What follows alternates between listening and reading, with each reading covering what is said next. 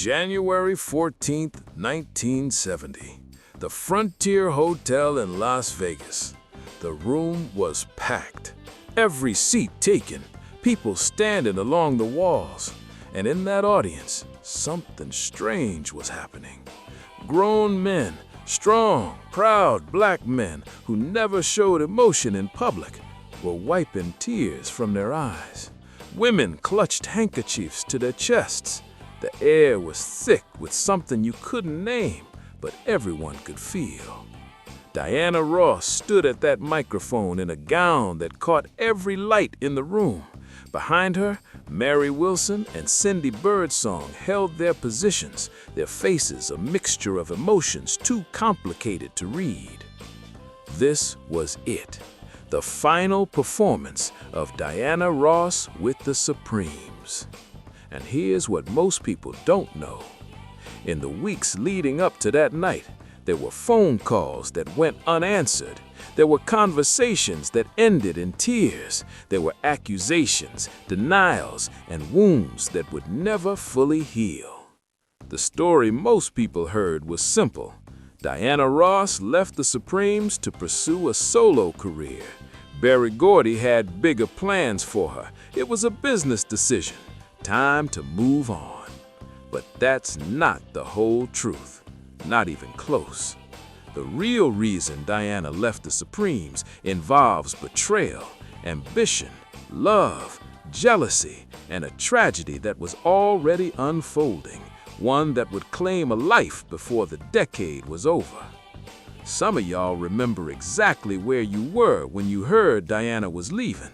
Some of y'all took sides. Some of y'all are still taking sides 50 years later.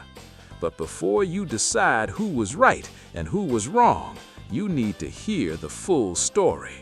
The parts that got whispered in beauty shops but never made it into the magazines. The parts that Diana herself has never fully addressed. This is the real reason Diana Ross left the Supremes. And I promise you, by the end of this, you'll understand why this breakup still hurts after all these years. To understand why Diana left, you have to go back to 1967. That's when everything started to fall apart. On the surface, the Supremes were at the peak of their success. Hit after hit after hit. Ed Sullivan appearances, magazine covers, the kind of fame that most groups only dream about.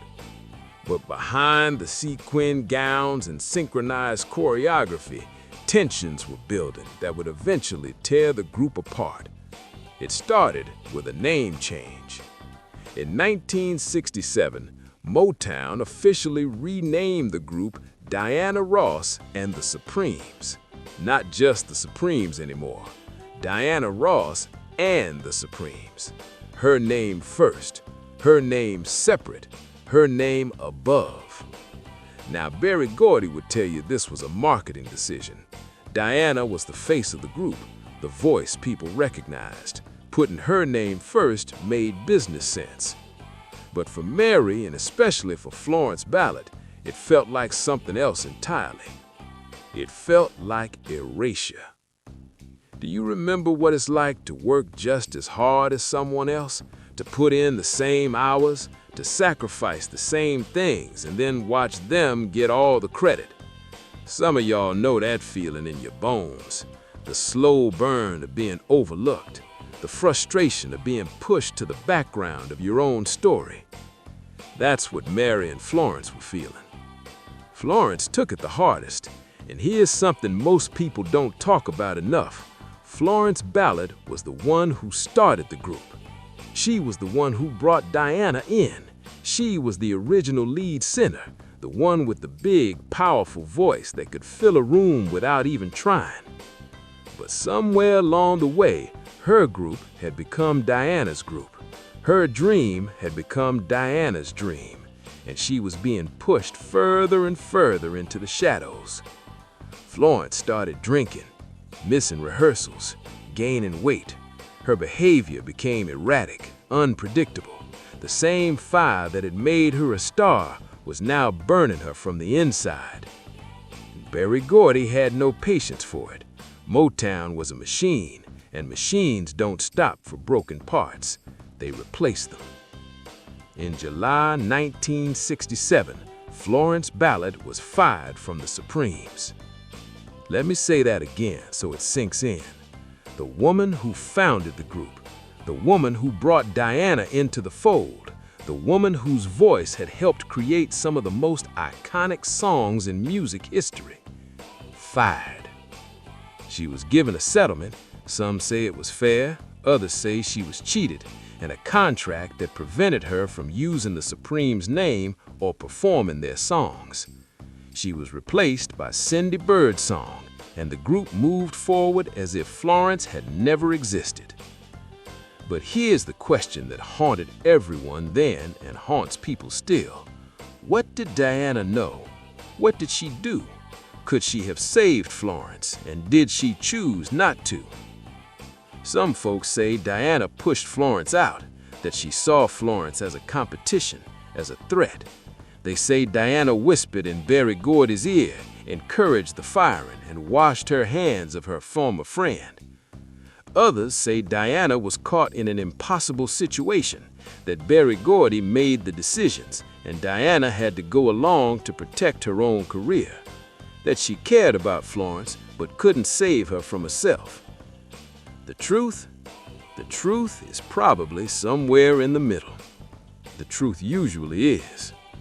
What we know for certain is this. After Florence was fired, something changed in Diana Ross. The group that had been her family, her sisters, her partners in this impossible dream, it was broken now, and it could never be put back together. Now, you can't tell this story without talking about Berry Gordy, because Berry Gordy is at the center of everything that happened. Berry Gordy didn't just run Motown Records, he built it from nothing. A black man in 1959, starting a record label in his own house, betting everything on his vision of what black music could become. He was a genius. He was a visionary. He was also, by many accounts, a controlling, demanding perfectionist who saw his artists as investments to be managed. And his biggest investment was Diana Ross. From the moment he first saw her, the skinny, hungry girl from the projects who wouldn't take no for an answer, Berry saw something special. Not just talent. Plenty of people had talent. He saw star quality, that indefinable thing that makes audiences lean forward, pay attention, fall in love. He also fell in love with her himself. Berry Gordy and Diana Ross. Their relationship was one of the worst kept secrets in the music industry. Everyone at Motown knew. Everyone in the industry knew. They had a daughter together, Rhonda Ross, born in 1971, though Berry wasn't publicly acknowledged as her father for years. Some people say their relationship was pure love between two people who understood each other like no one else could. Others say Diana used Berry to advance her career, or that Berry used his power over Diana in ways that weren't entirely fair. What's undeniable is this. Berry Gordy's love for Diana Ross shaped his decisions about the Supremes, and those decisions had consequences for everyone involved. By 1969, Berry had decided that Diana was too big for the group. The Supremes had taken her as far as they could. He had visions of Diana as a solo superstar, movies, television specials, Las Vegas residencies, international tours. She was going to be bigger than any Motown artist had ever been. But here's what people don't talk about enough. Diana had a choice. She could have said no. She could have insisted on staying with the Supremes, on keeping the group together, on sharing the spotlight with Mary and Cindy. Berry Gordy loved her. He would have listened. But Diana didn't say no. She said yes. Why? Some folks would tell you it was pure ambition, that Diana wanted all the glory for herself, and she was willing to leave her group behind to get it, that she never really cared about Mary or Florence or Cindy. She only cared about Diana. But I think it's more complicated than that. Do you remember what it was like to outgrow something that used to fit you perfectly? A job that was right for you at 25, but suffocating at 35. A relationship that started with love, but ended with resentment. Sometimes leaving isn't betrayal. Sometimes it's survival. Diana Ross had been fighting her whole life, fighting to escape poverty, fighting to be seen, fighting to prove that a skinny black girl from the projects could become the biggest star in the world. The Supremes had been the vehicle for that fight, but now the vehicle was breaking down. Florence was gone, the magic was gone, the joy was gone. What was left? Hit songs recorded by session musicians, choreographed performances that felt more like work than art, a group that existed more on paper than in spirit, and two women, Mary and Cindy, who resented her, who felt overshadowed by her, who blamed her for everything that had gone wrong. Diana could have stayed, but staying would have meant shrinking herself to fit a space that no longer held her. So she chose to leave. But choosing to leave and choosing how to leave are two different things, and this is where the story gets painful. The announcement was made in November 1969. Diana Ross would be leaving the Supremes. Jean Terrell, a talented singer with a powerful voice, would replace her. The way it was handled, the suddenness, the formality, the feeling that Diana was already gone even before she left, hurt Mary Wilson deeply. In her memoir, Mary wrote about feeling blindsided, disrespected, discarded. She and Mary had been friends since they were teenagers. They had built something together from nothing. They had survived the lean years, celebrated the success, weathered Florence's departure. And now Diana was leaving, and Mary felt like she was finding out about it the same way as everyone else. Were there conversations behind closed doors? Were there attempts to explain, to soften the blow, to preserve the friendship? Maybe. But whatever happened, it wasn't enough. The last months of Diana Ross and the Supremes were filled with tension, forced smiles for the cameras, professionalism that masked pain. Two women who had once been sisters, now barely speaking off stage. And underneath it all, the ghost of Florence Ballard, who was already spiraling toward tragedy, reminded everyone of what this group cost. January 14th, 1970. Let's go back to that night. The Frontier Hotel in Las Vegas was sold out. Celebrities, industry executives, loyal fans who had followed the Supremes from the very beginning, they all came to witness the end of an era. Diana Ross was about to perform her final show with the group she had helped build over 12 years. 12 years. Think about that. From teenagers in the Brewster Douglas projects to the biggest female group in the world. From the no-hit Supremes to 12 #1 singles. From poverty to fame that most people can't even imagine. And now, it was ending. The show itself was spectacular. Diana wore a gown that Bob Mackie had designed specifically for this night, covered in sequins and crystals that caught every light in the room. She sang the hits, all of them. Stop in the Name of Love, You Can't Hurry Love, Baby Love, You Keep Me Hanging On. Each song was a memory. Each song was a goodbye. Do you remember what those songs meant to you? Some of y'all fell in love to the Supremes. Some of y'all danced at your wedding to My World Is Empty Without You. Some of y'all played those records until the vinyl wore thin, and then you bought them again because you couldn't imagine your life without that music. Diana knew what she was saying goodbye to. You could see it in her eyes that night. The way she looked at the audience, really looked at them, trying to hold on to every face. The way her voice caught on certain lyrics. The way she held certain notes just a little longer than usual, as if she could stop time if she tried hard enough. Then came the finale. Someday we'll be together. Now here's the irony that still stings 50 years later. That song, the last song Diana Ross would ever sing with the Supremes, wasn't really a Supreme song at all. Mary Wilson and Cindy Birdsong didn't even sing on the recording. It was Diana's voice, backed by session singers. The final Supreme song wasn't a group effort. It was Diana, alone. Some folks see that as symbolic, proof that by the end, Diana had already left in spirit, that the group was Diana Ross and some other people, just like the billing said. Others see it as just how things worked at Motown. Berry Gordy made the decisions, the songs were assigned, the artists did what they were told. Either way, when Diana sang those words, "Someday we'll be together," there were people in that audience who believed him, who thought that maybe after some time apart, these women would find their way back to each other, would reconcile, would perform together again as friends. They were wrong.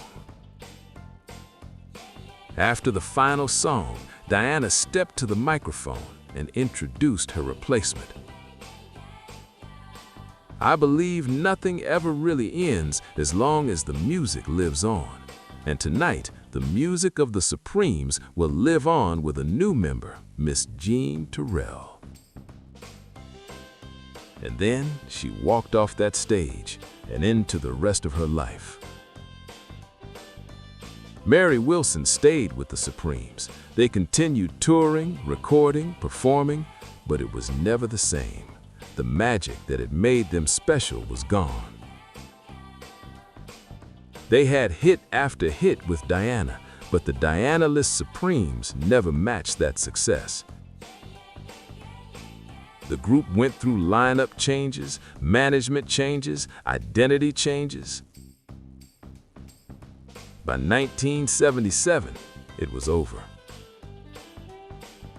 But what happened next is what still haunts people. January 1976. Florence Ballard. After being fired from the Supremes in 1967, Florence's life fell apart piece by piece. Her solo career went nowhere. She sued Motown and lost. Her marriage crumbled. She went on welfare. The woman who had helped create one of the most successful groups in music history was living on government assistance, struggling to feed her children. Diana knew, everyone knew. But what could be done? Pride kept Florence from asking for help. Guilt kept others from offering it in ways that might have worked. In February 1976, Florence Ballard died of a heart attack. She was 32 years old. 32. Diana came to the funeral. She sat in the church, surrounded by thousands of mourners, and wept for the friend she had lost, the friend she maybe failed, the friend whose story would always be tangled up with her own. Mary Wilson was there too, and for a moment, in that church, the two surviving original Supremes were in the same room, grieving the same loss, facing the same questions about what they could have done differently. Did they speak? Did they reconcile? Did they find peace with each other and with Florence's memory? History doesn't give us those answers. What history gives us is this: Florence Ballard was buried in an unmarked grave because her family couldn't afford a headstone. Diana Ross eventually paid for one. Make of that what you will. So why did Diana Ross really lead the Supremes? After everything we've talked about, I think the answer is this. There wasn't just one reason. There were dozens, maybe hundreds. She left because Berry Gordy had bigger plans for her, and she trusted his vision. She left because the group dynamic had become toxic after Florence's firing. She left because Mary resented her, and she resented being resented. She left because she had outgrown the box that Supreme put her in. She left because she was ambitious, yes, but also because she was exhausted. She left because staying would have meant watching her dreams shrink to fit a space that no longer held her. She left because sometimes leaving is the only way to survive. But here's what nobody tells you about leaving. You never fully leave. You carry it with you forever. Diana Ross went on to become exactly what Berry Gordy had envisioned: a solo superstar, an Oscar-nominated actress, a global icon whose name became synonymous with glamour, resilience, and excellence. But in interviews, in quiet moments, in the songs she chose to sing, you could always hear the Supremes. You could always hear Mary and Florence. You could always hear the ghosts of those girls from the Brewster Douglas projects who had dreamed the impossible dream together. Mary Wilson spent the rest of her career trying to tell her side of the story. Her memoir, Dream Girl: My Life as a Supreme, painted a picture of Diana that wasn't always flattering.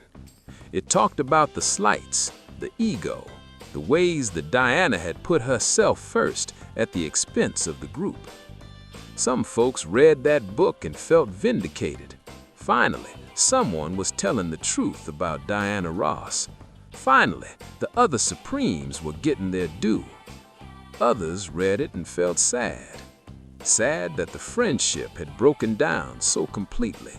Sad that the story of the Supremes had become a story of who was right and who was wrong, instead of a story of what they accomplished together. Mary Wilson died in February 2021. She was 76 years old. And here's something that still makes me pause. Diana Ross released a statement saying that Mary was a part of her life and that she was extremely shocked and saddened. But there was no public reconciliation, no final conversation, no healing of wounds that had been open for 50 years. Some stories don't get happy endings. Some friendships don't get repaired. Some things that break stay broken. So what do we do with all of this? Do we blame Diana Ross for being ambitious? Do we blame Berry Gordy for being controlling? Do we blame Mary Wilson for being resentful? Do we blame Florence Ballard for falling apart? I don't think blame helps anyone. What I think is this: the Supremes gave us something precious. They gave us music that soundtracked our lives. They gave us images of black women being glamorous, talented, and undeniable on the biggest stages in the world. They gave us proof that girls from the projects could become the biggest stars on the planet. And they also showed us that success comes at a cost, that fame doesn't fix anything, that the people we build our dreams with don't always make it to the finish line with us.